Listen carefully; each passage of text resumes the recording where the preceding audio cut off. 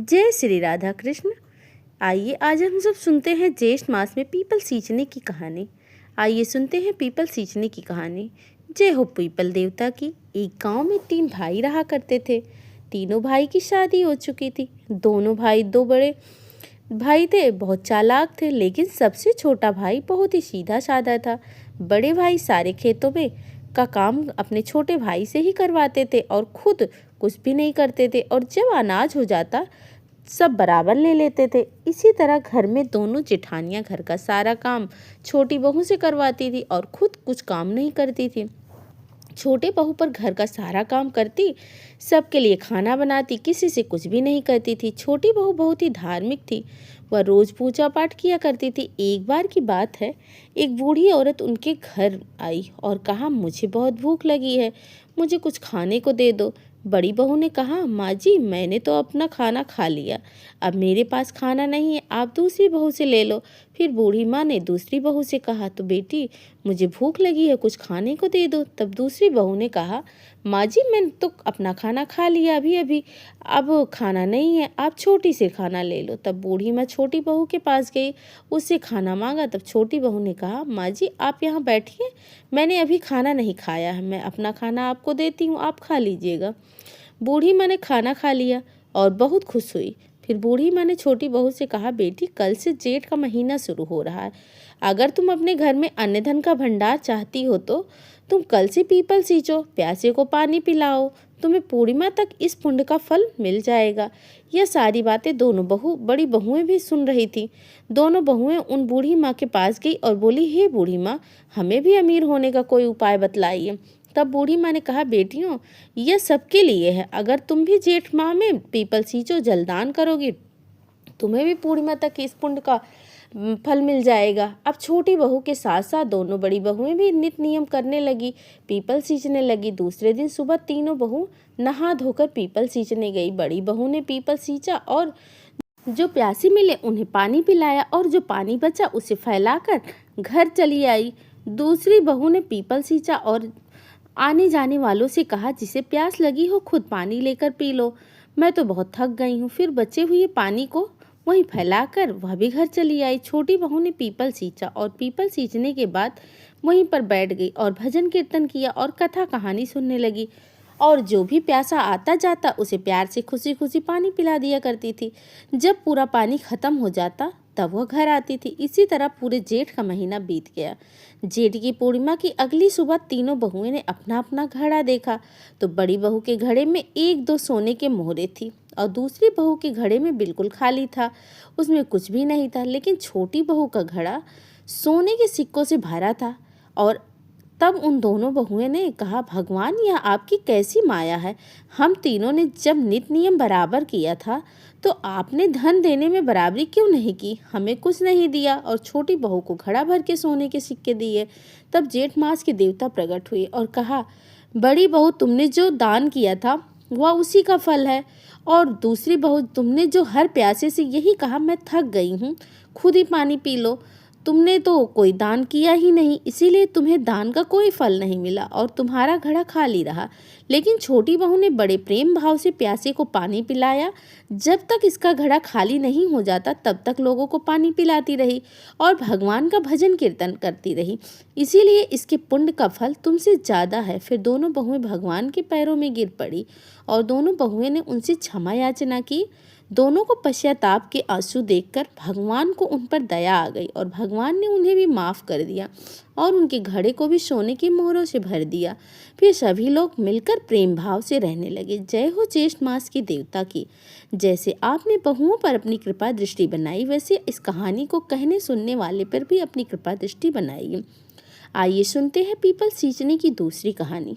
जय हो पीपल देवता की, जय हो ज्येष्ठ मास के देवता की, जय हो भगवान विष्णु की, जय हो। एक ब्राह्मण और ब्राह्मणी थे, वह रोजाना 7 कोस दूर गंगा जमुना में स्नान करने जाया करते थे। रोज इतनी दूर जाने आने से ब्राह्मणी थक जाती थी।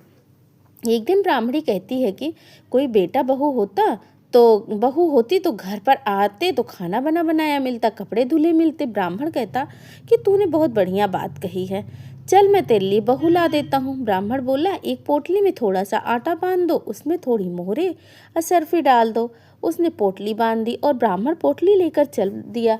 चलते चलते एक दूर देश गांव में जमुना के किनारे बहुत सारी सुंदर लड़कियां मिट्टी का घर बनाकर खेल रही थी। जब शाम हुआ तो सब अपने घर जाने के लिए लगी। तब सबने अपना अपना बनाया हुआ घर बिगाड़ दिया, परंतु एक लड़की बोलती है कि मैं तो अपना घर नहीं बिगाड़ूंगी, मुझे तो रहने के लिए यह घर चाहिए। उसकी बात सुनकर ब्राह्मण के मन को भा गई वह लड़की और मन ही मन उसने सोचने लगा कि बहू बनाने के लिए यह लड़की ठीक रहेगी। जब वह लड़की जाने लगी तो ब्राह्मण उसके पीछे पीछे गया।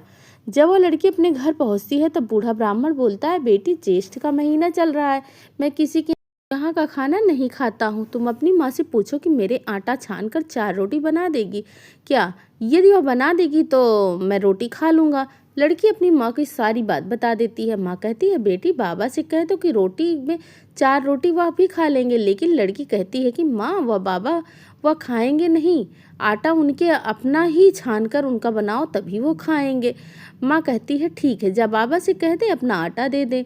उसने आटा छाना और उसमें हीरे सरफे निकले। वह सोचने लगी कि जिसके आटे में इतनी मोहरे या सरफियाँ हैं, घर में न जाने कितने धन भरा होंगे।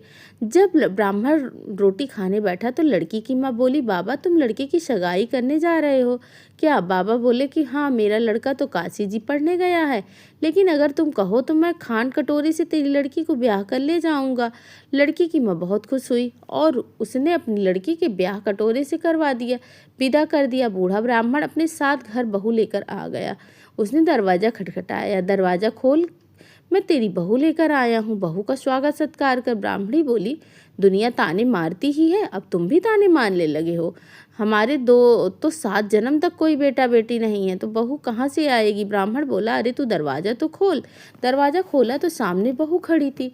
तब वह आदर सत्कार के साथ बहू को अंदर ले गई। जब ब्राह्मण और ब्राह्मणी नहाने जाते हैं तो बहू घर का सारा काम करके रखती, खाना बनाती, सास ससुर को खाने कपड़े देती और कपड़े धोती, रात में उनके पैर दबाती। इस तरह से काफ़ी समय बीत गया। सास बहू को सीख देती थी कि बहू चूल्हे की आग बुझने मत देना और मटके का पानी भी कभी ख़त्म नहीं होने देना। एक दिन चूल्हे की आग बुझ गई। बहू भागी भागी पड़ोसन के घर गई और बोली, मुझे थोड़ी सी आँच दे दो, मेरे चूल्हे की आँच बुझ गई है। मेरे सास ससुर 4 बजे से बाहर गए हैं और थके हारे वापस आएंगे, मुझे उनके लिए खाना बनाना है। पड़ोसन कहती है, अरे तू बावली है, तुझे तो यह दोनों मिलकर पागल बना रहे हैं। इनका ना कोई बेटा है ना कोई बेटी है। बहू बोली, ना आप ऐसे मत बोलो, क्योंकि इनका बेटा काशी जी पढ़ने गया हुआ। पड़ोसन बोली, अरे तुझे यह लोग झूठ बोल कर लाए हैं, इनका कोई बेटा बेटी नहीं है। अब बहू पड़ोसन की बातों में आ गई। अब मैं क्या करूं, आप ही बताओ। पड़ोसन कहने लगी, करना क्या है, जब सास ससुर जब आएंगे जली रोटी बना देना, दाल बना देना, खीर की कलछी दाल में, दाल की कलछी खीर में डाल देना। बहू पड़ोसन की सारी सीख लेकर अपने घर आ गई और जैसा पड़ोसन ने बताया वैसा ही उसने किया। सास ससुर घर आए तो आदर सत्कार कुछ भी नहीं किया, उनके कपड़े न धोए, सास ससुर को खाना भी नहीं दिया। सास बोली, बहू यह रोटी जली क्यों है और दाल की अलोनी है?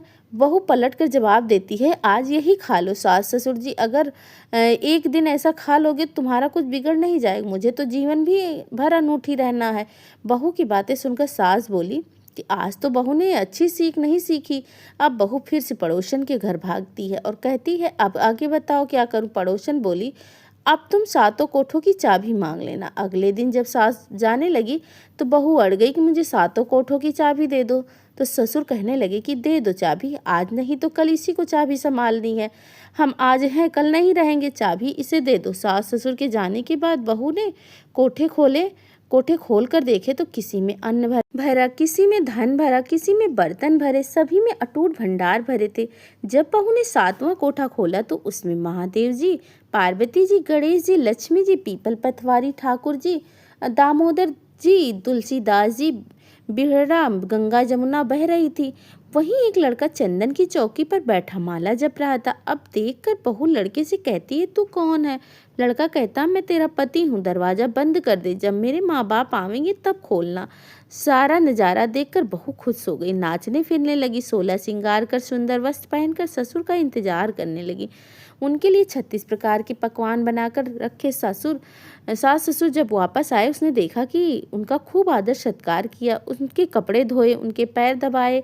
बहू सास के पैर दबाते हुए कहने लगी कि माँ जी, आप इतना दूर 12 कोस यात्रा करने क्यों जाती हैं गंगा जमुना जबकि घर में ही हैं, आप घर में क्यों नहीं नहा लेती? बहू की बात सुनकर सास कहने लगी, भला गंगा जमुना घर में कहाँ बहती हैं? क्या बहू बोल रही है?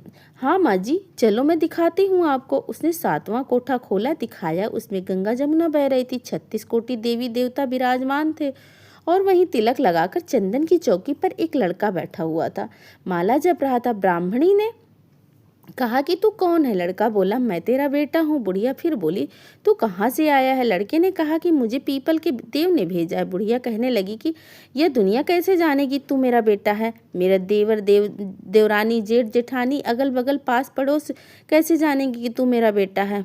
विद्वान पंडित की सलाह ली तो वह बोले कि इस पर बहू बेटा खड़ा हो जाए और उस पर बुढ़िया खड़ी हो जाए। बुढ़िया खड़ी हो गई। अब पानी से छाती को धुला तो छाती से दूध निकले। बेटे की दाढ़ी मूछ भीग गई, पानी से गठजोड़ बढ़े और बन जाने पर बुढ़िया का बेटा है। उसने ऐसा ही किया। श्याम की अंगिया फट गई, छाती से दूध की धार निकली, बेटे की दाढ़ी मूछ भीग गई, पवन पानी की और बहू बेटे की गठजोड़ बन गया। ब्राह्मण ब्राह्मणी की खुशी का ठिकाना न रहा। वे बहुत खुश हुए और अपने बेटे बहू के साथ खुशी खुशी से रहने लगे।